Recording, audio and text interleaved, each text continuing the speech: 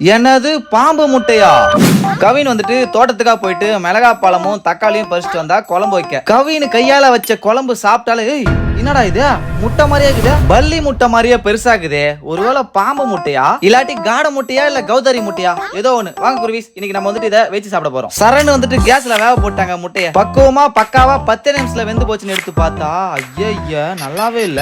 இப்படி எல்லாம் கேஸ்ல போட்டு வச்சா இப்படிதான் ஆகணும் எங்களுக்கு தெரியும் குருவிஸ். அதனால நாங்க தப்பு மட்டும் பண்ணவே மாட்டோம். உண்மையாவே அந்த 3 முட்டையை நாங்க என்ன பண்ணோம் தெரியுங்களா? கழனில இருந்து களிமண்ணை கொண்டு வந்து அந்த முட்டையை அந்த களிமண்ணுக்குள்ள வச்சு அழகா பேக் பண்ணிட்டோம். இந்த வேலையை வேலை தெரிஞ்சவங்க பண்ணாதான் கரெக்டா இருக்கும். வேலை தெரியாதவங்க கை வச்சானா முட்டையை நசிக்கிறோம். சும்மா கார்க் பால் மாதிரி உருட்டி வச்ச இந்த முட்டையை கொண்டு போயிட்டு கொஞ்சமா வைக்கோல போட்டு வைக்கோலுக்கு மேல முட்டையை போட்டு முட்டைக்கு மேல மறுபடியும் வைக்கோல போட்டு கொளுத்துன்னு கொளுத்தி சுட்டு எடுத்துட்டாங்க. அதுக்கப்புறம் முட்டைக்கு மேல பூசி வச்ச களிமண் எல்லாத்தையும் உடைச்சு எடுத்து பார்த்தா கொஞ்சமா தீஞ்சு போச்சு குருவி. சரி ஓகே பரவாயில்ல, வந்த வரைக்கும் லாபம். இருக்கிற முட்டையை கொஞ்சம் ஷேர் பண்ணி எடுத்துட்டாங்க நம்ம டீம் பசங்க. குருவிஸ், நீங்க யாராச்சும் இதை போல காடை முட்டை கௌதாரி முட்டை சுட்டு சாப்பிட்டுருக்கீங்களா? அப்படி சாப்பிட்டு இருந்தீங்கன்னா நம்ம சேனலை சப்ஸ்கிரைப் பண்ணிட்டு ஒரு லைக் போட்டு கமெண்ட் பாக்ஸ்ல கை தூக்குங்க.